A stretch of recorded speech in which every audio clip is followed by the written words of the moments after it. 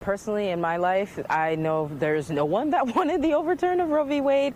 Black and brown communities already face so many barriers to accessing care, whether it's actually getting to a clinic, affording the procedure, or having insurance that might help cover it. This is a devastating blow. It's a betrayal. And when I first saw the news, I was very angry.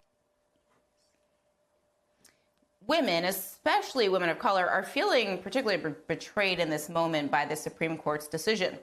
Because more black and brown women live in states that will likely ban abortion, they will bear the brunt of this ruling. Take Mississippi, for example, the state at the center of this decision, where black people make up 38% of the population. And according to Kaiser Family Foundation, black women accounted for 74% of the abortions in the state of Mississippi in 1 year, 2019.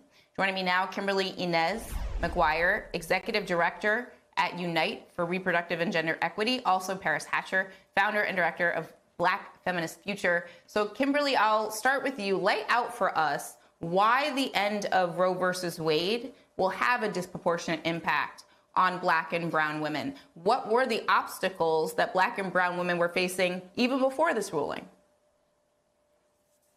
Thank you so much for having this important conversation. I'm thrilled to be part of this. We know that women of color already face tremendous barriers to accessing abortion, even when we technically had Roe v. Wade.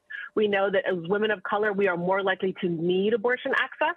We are less likely to have insurance coverage for it. And really importantly, in this moment, we are less likely to have the means to travel hundreds or thousands of miles to obtain the abortion care required.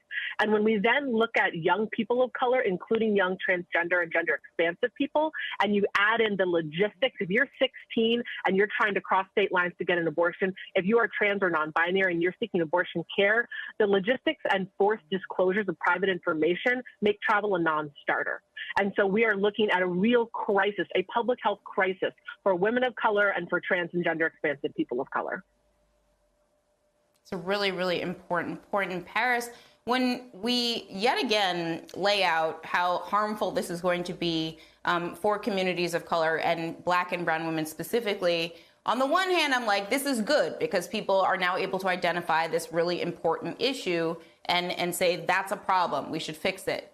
But on the flip side of that, sometimes I think the anti-abortion movement is like, good. I think of this article written by my friend Adam Sir, who talks about the cruelty being the point. And it says that some people might feel good, proud, happy, and feel closer to one another if they are harming communities that collectively they see as other. Speak through maybe the fact that harming black and brown women disproportionately is not necessarily a bad thing if you are coming from the perspective of an anti-choice movement that in this current moment is grounded in white supremacy. Yes, I've been thinking about this, and thank you for having me. And Kimberly, it's always great to be in space with you. What is the motivation of the opposition? What is their motivation? I've been thinking about this. For us, and I think for many people, especially for Black feminists, we understand that this issue is not just about a dialectic of, pro-choice, pro-life. This is about power and control. I mean, simply that is what it's about.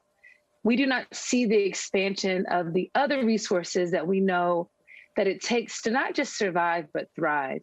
And even some of the survival needs that we know, like we are in a shortage of tampons, we are in a shortage of baby formula, and we have seen how the government has responded to that, right?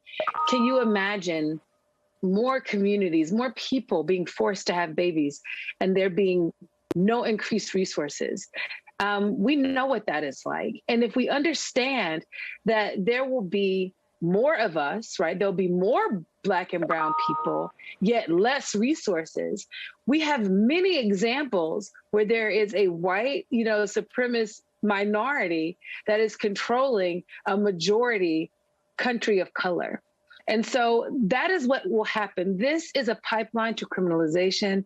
This is a pipeline to being disenfranchised. And we should see it as such. We should see this as the attack on democracy that it is, and take it very seriously.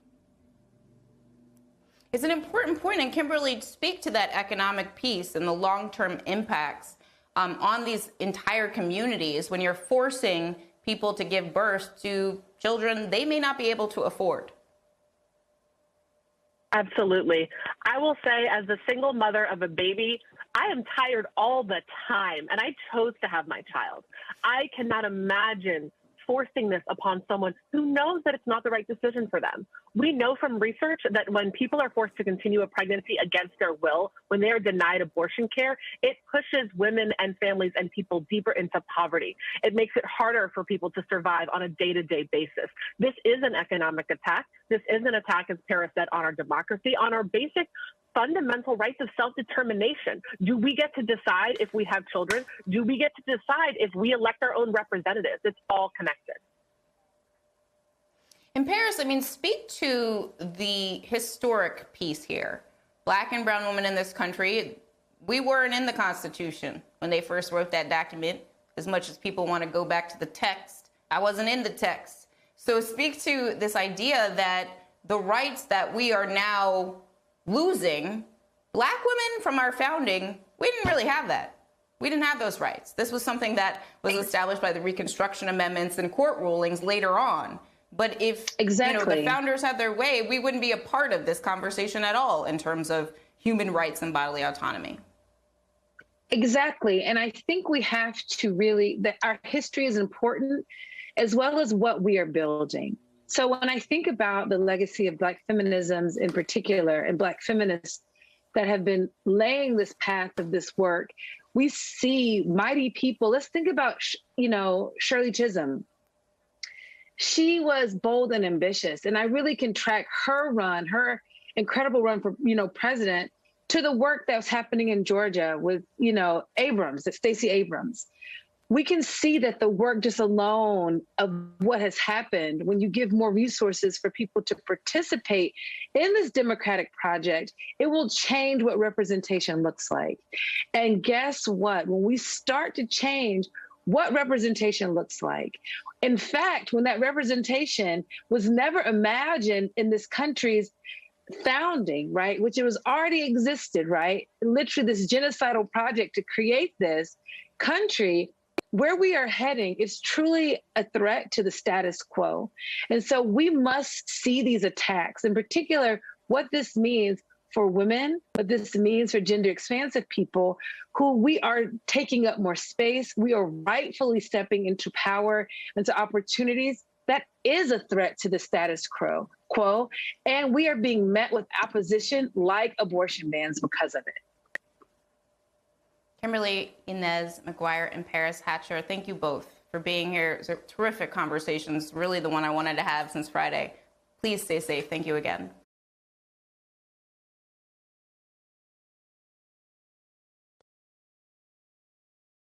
Hi, I'm Zerlina Maxwell. Thanks for checking out our channel on YouTube. You can see more from Zerlina by clicking any of the videos on this screen, and make sure you subscribe below to stay up to date on the day's biggest stories. Thanks for watching.